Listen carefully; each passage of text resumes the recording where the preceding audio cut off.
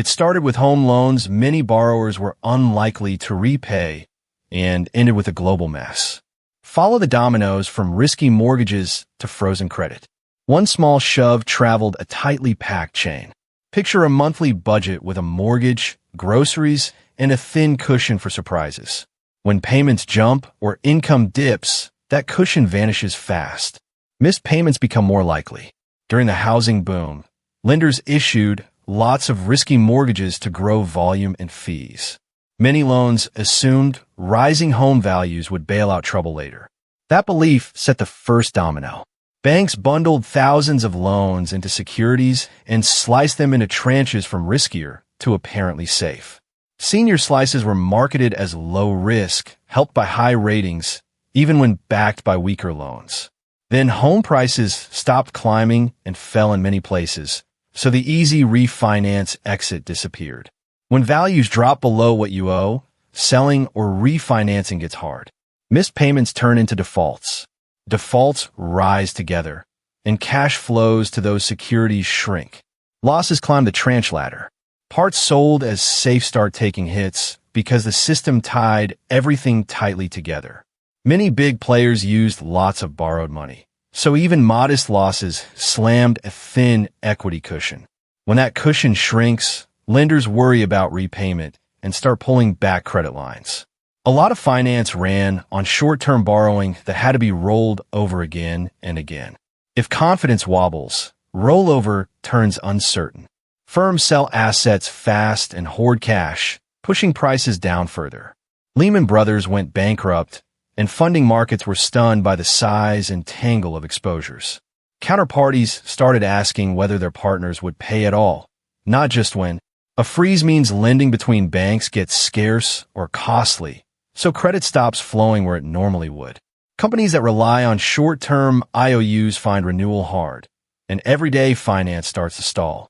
A big money market fund's share price slipped below $1, and investors rushed to pull cash. That dash for cash drained short-term funding for businesses and deepened the freeze. Emergency programs arrived. A lifeline to a giant insurer, special facilities, and a plan to bolster bank capital. The goal was simple: restore trust so credit moves again, before the damage fully hits jobs and savings. When banks curtail lending, everyday credit for payroll and inventory dries up at many businesses. Without that bridge, managers cut orders, freeze hiring, and shed jobs to survive. Shrinking home equity and shaky savings make families delay cars, appliances, and trips. Lower household spending means fewer sales, which feeds back into hours and hiring. Weaker demand across countries means factories reduce shifts and ports see lighter traffic. That slump loops back through jobs and credit, reinforcing caution worldwide. As guarantees and new capital arrive, the worst funding stress retreats from panic territory. Credit begins moving in pockets again, though conditions stay tight and uneven. The quiet driver was tight coupling. Leverage, high ratings, and short-term funding bound the pieces closely. That design let local loan problems travel fast across products and institutions. So far, the chain runs from risky loans to packaging, price drops, tranche losses, a freeze, and emergency support. Explaining the alignment means examining incentives and shared beliefs that made weak packages look safe. Many lenders earned fees upfront and passed loans to buyers, so holding risk became optional. That pipeline favored volume and speed, not later performance, which encouraged weaker underwriting.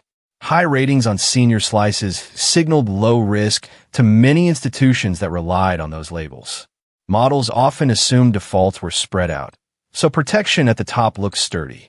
When many loans fail together, the benefits of slicing shrink and losses jump layers faster. Clustering made safe-looking pieces fragile because a shared shock overwhelmed diversification. Short-term, rewards favored closing deals, earning fees, and holding highly rated slices that seemed safe. Those incentives aligned the dominoes tightly, so small errors could travel farther than expected. Layers of packaging and long chains of counterparties made it hard to trace who held which risks quickly. In a panic, That fog pushes everyone to assume the worst and pull back more.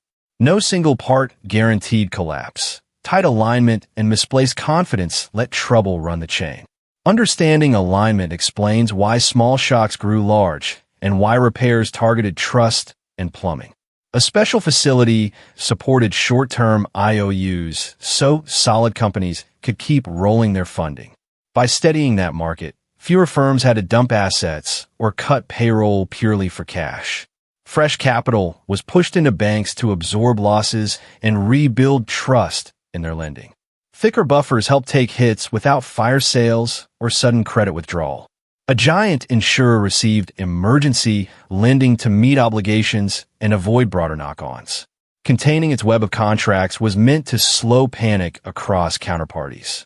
Backstops aimed at the plumbing, cash flow, and confidence, rather than propping every asset price. Restarting transactions was the surest route to easing damage for workers and savers. Key stress gauges retreated from extreme peaks as funding reopened in stages. The thaw was uneven, but less fear let borrowing and payments restart in more places. Stabilized plumbing changes the timeline. Damage still echoes while balance sheets heal over years. These fixes frame later debates about costs, fairness, and future safeguards. When credit and orders sag, employers cut hours before jobs, then jobs when pressure lasts. Unemployment rises with a lag because balance sheets heal slower than paychecks need. Falling asset values erase paper wealth, and underwater mortgages trap families in place.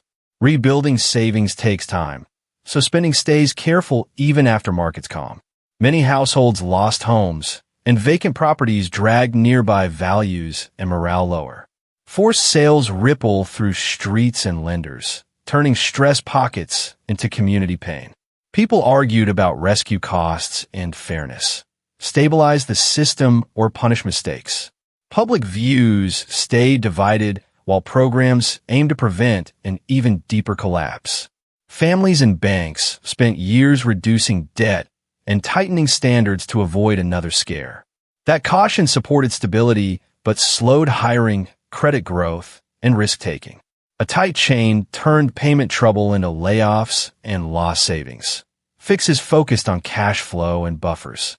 The durable lesson: structures spread shocks. Design and incentives decide how far they travel.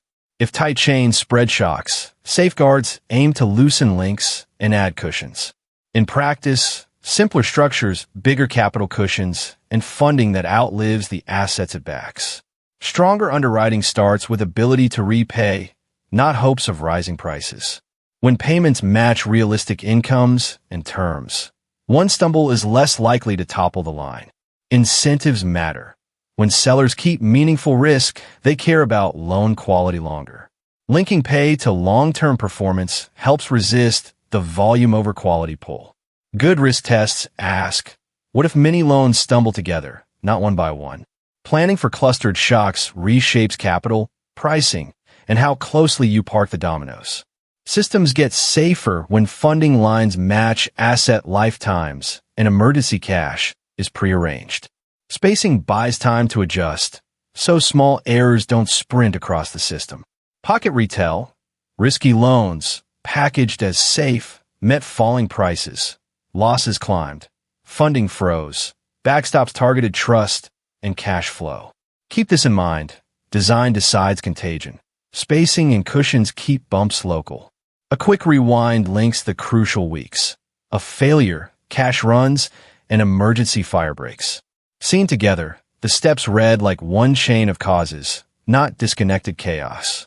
Here's the twist. A lone piece wasn't enough to fell the system. Contagion came from tight spacing and safe labels that hid fragility. Blame can feel satisfying, but design explains spread better than any single bad actor. Change structures and incentives, and behavior follows. At dinner, risky loans fed glossy packages. Prices slipped. Losses jumped layers. Funding jammed. Targeted backstops thawed markets. Add the moral. Build cushions and lengthen funding so shocks slow down. Keep this. Structure decides how far trouble travels through money's pipes. Space the dominoes and keep slack, and small shove stay small. When headlines hit, look for spacing, cushions, and funding that lasts longer than the assets. Those clues hint whether bumps fade in place or sprint across the map. Trace the path once more.